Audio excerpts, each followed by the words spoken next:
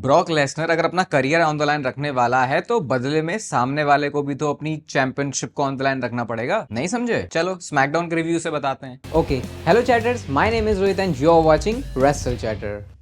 तो इस वीडियो में आज हम रिव्यू करने वाले हैं स्मैकडाउन के एपिसोड को। वैसे ही घिसा पिटा स्मैकडाउन का शो है, लेकिन मैं आपका टाइम नहीं वेस्ट होने दूंगा जैसे मेरा टाइम वेस्ट हुआ है।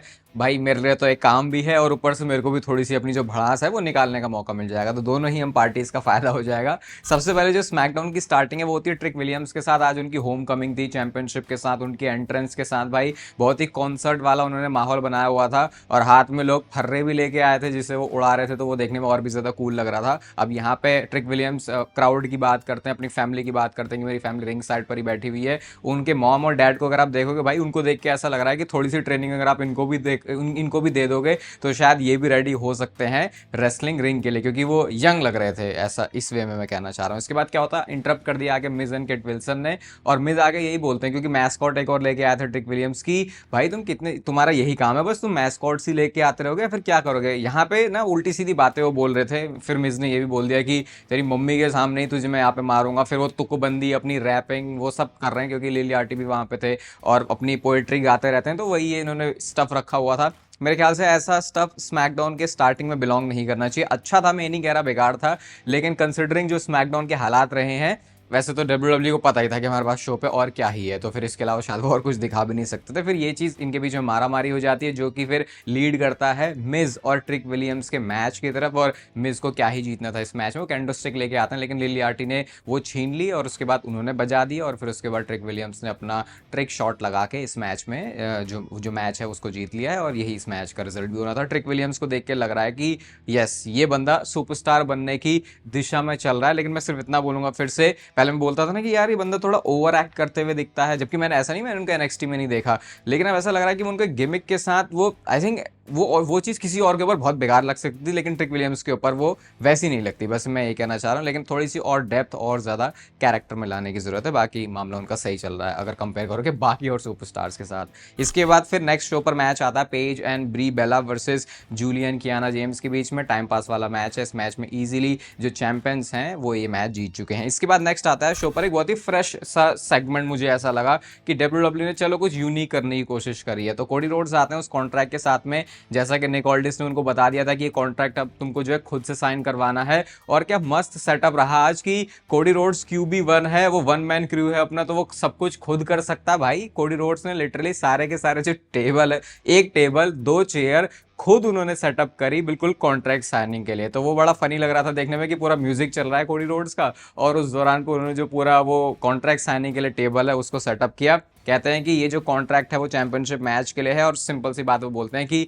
ये जो मैच इसके लिए कॉन्ट्रैक्ट ये अभी साइन होने वाला है, और बंदा कौन होगा साइन करने के लिए वो हमको पता है, गुंथर। इसके बाद गुंथर का म्यूजिक प्ले होता है, गुंथर निकल के आते हैं। गुंथर कहते हैं भाई मैंने अपना पूरा पॉल हेमन के साथ वो फेवर वाली चीज़ करी, मैंने अपना पूरा जुगाड़ बैठाया इन सारे मैच के लिए, तू सारी चीजें अपने बारे में क्यों बना देता है भाई? अब तू ये सब कुछ कर रहा है तो ऐसा लग रहा है सब कुछ तेरे बारे में। नहीं भाई, ये तेरे बारे में नहीं है, ये मेरे बारे में है। कहते हैं कि देख ये मैच भी होगा, ये डील है, ठीक है, सिंपल सी बात है, लेकिन मैं बस इतना कहना चाहता हूँ प्रोफेशनल तरीके से बात करो, मेरे से प्लीज करके बात करो। ऐसा करके मतलब थोड़ी ना नखरे मार रहे थे गुंथर, और नखरों का क्या जवाब भी मिला भाई, ये कोडी रोड्स की तरफ से नहीं मिला, किसी और सुपरस्टार की तरफ से मिला। तो कोडी रोड्स कहते हैं कि ठीक है ये कॉन्ट्रैक्ट है, अगर तू चाहता है तो मैं प्लीज बोल देता हूँ कि इस कॉन्ट्रैक्ट को साइन कर ले, ताकि जो तेरे पिछवाड़े हैं वो टूटने की गारंटी हो जाए क्लैश इन इटली में। तो गुंथर को समझ में आ गया भैया प्लीज, तो इन्होंने बोल दिया, लेकिन वो सही से मीन नहीं किया। इतने में क्या होता है, ये सरप्राइजिंग था, मुझे लगा नहीं था डब्ल्यूडब्ल्यू में इतना करेज होगा, इतना जिगरा होगा कि वो इस मैच को अभी सेटअप कर सकते हैं, लेकिन उन्होंने किया क्योंकि थीम सॉन्ग प्ले होता है रॉयस कीज का, और बंदा क्या चल के आता है ऐसे, बिल्कुल ऐसे वो चल के आया, और गुंथर होता है साइड में, बिल्कुल नो लुक दिया उन्होंने, और सीधा वो पहले सामने ही देख रहे होते हैं और कहता है कि भैया अगर तू कॉन्ट्रैक्ट साइन नहीं करेगा ना तो मैं ही इस कॉन्ट्रैक्ट को जाके साइन कर लूंगा। इसके बाद रॉयस कीज रिंग में घुसते हैं, वो साइन ही करने जाते हैं, लेकिन गुंथर ने करने नहीं दिया, उन्होंने वो जो पेन है उसको छीन लिया। उसके बाद इनके बीच में धक्का मुक्की होती है और निक ऑल्डिस आते हैं, और निक ऑल्डिस कहता है देख गुंथर, ड्रामेबाजी तेरी बहुत हो गई, और इस ड्रामेबाजी की वजह से अब ये जो मैच है अब तुझे जीतना पड़ेगा, तब जाके तू नंबर 1 कंटेंडर बनेगा। और आज शो में मैच होगा रॉयस कीज वर्सेस गुंथर का, और जो भी जीतेगा वो क्लैश इन इटली में फेस करने वाला है कोडी रोड्स को। भाई जो सारी नखरेबाजी थी वो ऐसी की तैसी हो गई गुंथर की। रॉयस कीज को भी इन्होंने डाल दिया ये स्पॉट पे, क्योंकि ऐसा लग रहा था डब्ल्यूडब्ल्यू शायद बहुत ही स्लो बिल्ड करेगी, लेकिन ठीक है उन्होंने आई थिंक अच्छा ही किया। और उसके बाद कोडी रोड्स रोड्स अपना वो जो कैच फ्रेज है वो बोलते हैं कि स्मैकडाउन में I am easy to find but hard to beat, और लग रहा है कोडी रोड्स को सही में अपना ये जो कैच फ्रेज है वो पसंद आ गया, इसलिए वो इसको इतना ज़्यादा बोल रहे हैं, जो कि अच्छा भी है, उनको करना भी चाहिए। इसके बाद बैक स्टेज से सेगमेंट था, सोलो सिकोवा और टामा टोंगा वहाँ पे होते हैं, फिर से सोलो सिकोवा टामा टोंगा को चीज़ें सिखा रहे हैं,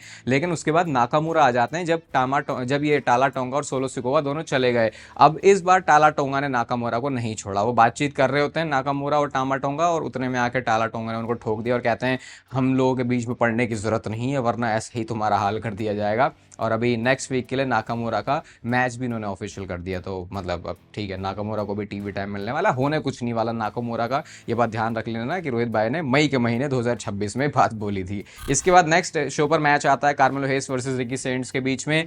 मैं सही बता रहा हूँ, दोनों ही सुपरस्टार्स का कुछ नहीं होने वाला, रिकी सेंट्स का भी हो लिया मुझे देख के लग रहा है, बस कार्मेलो हेस के साथ जो हो रहा है बस वैसे ही रिकी सेंट्स के साथ भी होता रहेगा, क्योंकि फर्स्ट इंप्रेशन कुछ एक हफ्ते में आप क्या करते हो वो चीज़ बहुत ज़्यादा मैटर करती है, और इस मैच में जो विक्ट्री है वो कार्मेलो हेस की हो जाती है रोल अप के साथ में, तो रिकी सेंट्स से वाला जो मैच है उसको भी हार चुके हैं। इसके बाद नेक्स्ट बैक स्टेज से सेगमेंट था, डैनहाउजन का बहुत छोटा सा सेगमेंट था, अपने लैब में वो है इस बार स्ट्रेचर पे, शायद वो कोई एक इंसान है या पता नहीं क्या है, कुछ और वो बनाने की कोशिश कर रहे हैं, उससे ज़्यादा खैर हमको दिखा नहीं है, तो अभी शायद ये सिर्फ इस एक हफ्ते के लिए उन्होंने सिर्फ इसी चीज़ को फीचर किया, और पिछले कुछ हफ्तों में जितना हेविली फीचर किया था डैनहाउजन को उतना डब्ल्यूडब्ल्यू ने नहीं किया है। तो क्या सोशल मीडिया पे जो बातें चल रही थी उसका ये फीडबैक है जो हमको डब्ल्यूडब्ल्यू की स्टोरी में दिख रहा है? क्योंकि आप बहुत हैरान में मत हो ना, क्योंकि बहुत सारी चीज़ें आजकल जो हम देखते हैं वो सोशल मीडिया पे क्या बातें चल रही हैं उसके रिजल्ट में होती हैं। इसके बाद नेक्स्ट मैच आता है शो पर, टामा टोंगा वर्सेस डेमन प्रीस्ट के बीच में। एक चीज़ मैंने नोटिस करी डेमन प्रीस्ट में, और भाई ये बंदा बहुत ज़्यादा आउट ऑफ शेप लग रहा है, शायद इनको मज़ा भी नहीं आ रहा है डब्ल्यूडब्ल्यू में, क्योंकि एक टाइम पे आप मेन इवेंट सीन में हो, आपके पास वर्ल्ड चैंपियनशिप है, लेकिन अब आप टैग टीम डिवीजन में हो, और वो स्टोरी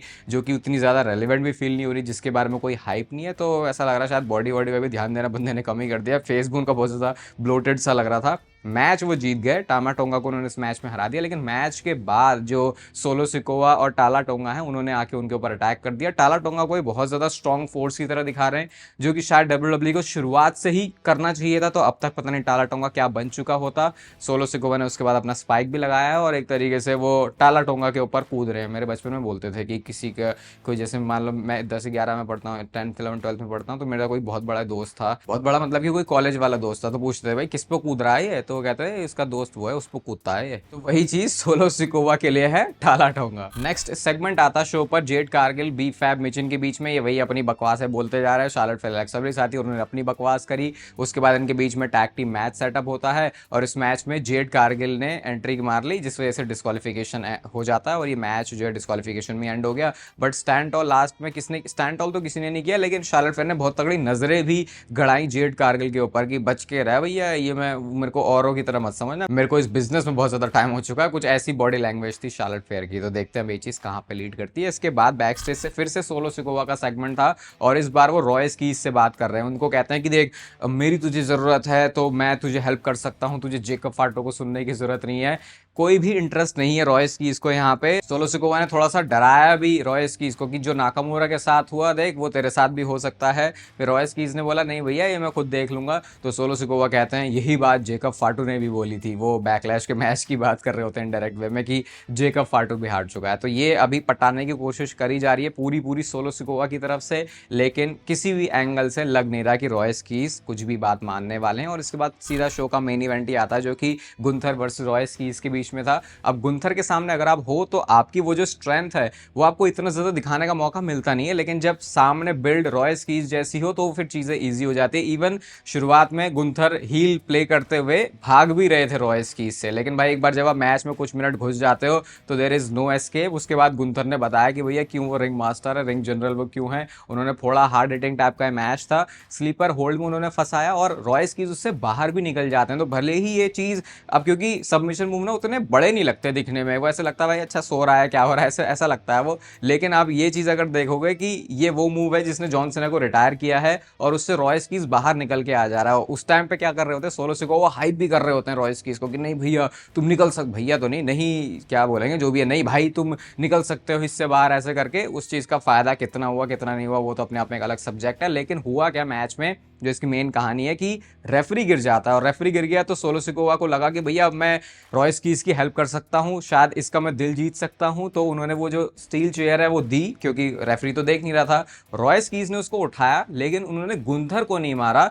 उन्होंने उसे सीधा सोलो सिकोवा के मुंह पे ही फेंक दिया। जिससे हुआ क्या, वो तो उधर सोलो सिकोवा में बिजी हो गए, सोलो सिकोवा गिर गया और गुंथर तो भाई अपॉर्चुनिस्ट बंदा है, वो ऐसे मौकों का पूरा पूरा फायदा उठाता है। क्लोज लाइन लगाई उन्होंने, उसके बाद पावर बम लगाया और इस मैच में गुंथर ने विक्ट्री ले ली है, जिसका मतलब क्लैश इन इटली के लिए कोडी रोड्स वर्सेस गुंथर का मैच अनडिस्प्यूटेड चैंपियनशिप के लिए ऑफिशियल हो चुका है। और इसके बाद क्या होता है, वो शॉट मुझे बहुत सही लगा, जब बिल्कुल ऐसे कैमरा में देख के बात कर रहे होते हैं और उतने में पीछे से दिखाई नहीं कि कौन बंदा निकल के आ रहा है, लेकिन कोडी रोड्स ने आके फिर पीछे से क्रॉस रोड्स लगा दिया गुंथर को। तो मैच उन्होंने ऑफिशियली सेट कर दिया है क्लैश इन इटली के लिए। और जिस चीज के बारे में बात कर रहा था कि क्या WWE यहां से अब आगे डायरेक्शन लेने वाली, देखो क्या इंटरेस्टिंग चीज हुई है। आपको दो चीजें यहां पे साथ में सोचनी पड़ेगी। पहली चीज जो कि हाईली रूमर्ड है कि समर स्लैम में गुंथर वर्सेस ब्रॉक लेसनर का मैच होगा और ये ब्रॉक लेसनर का पॉसिबली रिटायरमेंट मैच होगा अगर ब्रॉक लेसनर वापस आ रहे मैच करने के लिए। तो इस दौरान में क्या होगा, गुंथर के पास में वो अनडिस्प्यूटेड चैंपियनशिप आ जाएगी। अगर आपने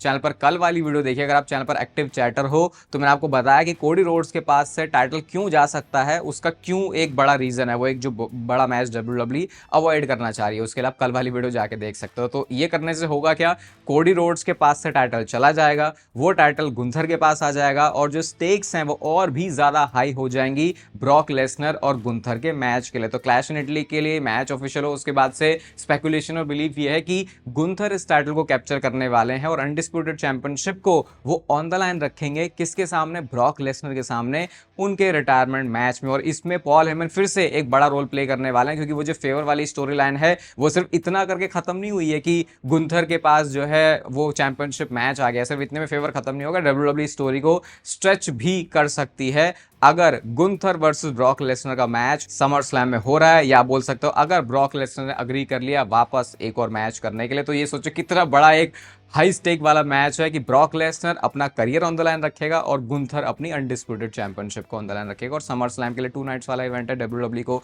इसको बहुत बड़ा शो बनाना है, तो WWE के लिए मार्केटिंग और ऐसे बेचने के लिए इससे तगड़ा मैच और कोई हो नहीं सकता, स्पेशली तब जब अब फैंस को पता होगा कि ये ब्रॉक लेसनर का आखिरी मैच है। और मैचेस की बात चलिए तो भाई मैं आपको एक स्टैट दिखाऊंगा जाते जाते रोमन रेंज का। ये किसी ने ग्राफिक बनाया है और भाई कितना टाइम हो चुका है स्मैकडाउन में लास्ट रेसल करे रोमन रेंज को और मंडे नाइट रॉ पर रेसल करे। भाई 1000 से ज्यादा दिन हो चुके हैं रोमन रेंज को लास्ट स्मैकडाउन में रेसल करे। और लड़ा किसके अगेंस्ट था भाई, 2022 में तो 4 साल हो गए हैं, जो कि रिडल के अगेंस्ट में था। वो बंदा जो कि अब कंपनी में भी नहीं है। ये सिंगल्स मैच की बात हो रही है, क्योंकि टैग टीम मैच तो उन्होंने लड़ा था, वो जो क्या सोलो सिकोवा थे रोमन रेंज के साइड और उधर जॉन सीना और केविन ओवेंस थे। और मंडे नाइट रॉ पे जो आखिरी मैच था वो तो रॉ नेटफ्लिक्स वाला था, जो पहला एपिसोड था, और इसको भी 495 दिन हो चुके हैं। तो क्या ये चीज चेंज होगी अब रोमन रेंज के इस रेन में, ये तो हमको आने वाले शायद कुछ टाइम में पता चली जाएगा। बाकी नेचुरल टीम का लिंक आपको मिलेगा डिस्क्रिप्शन में।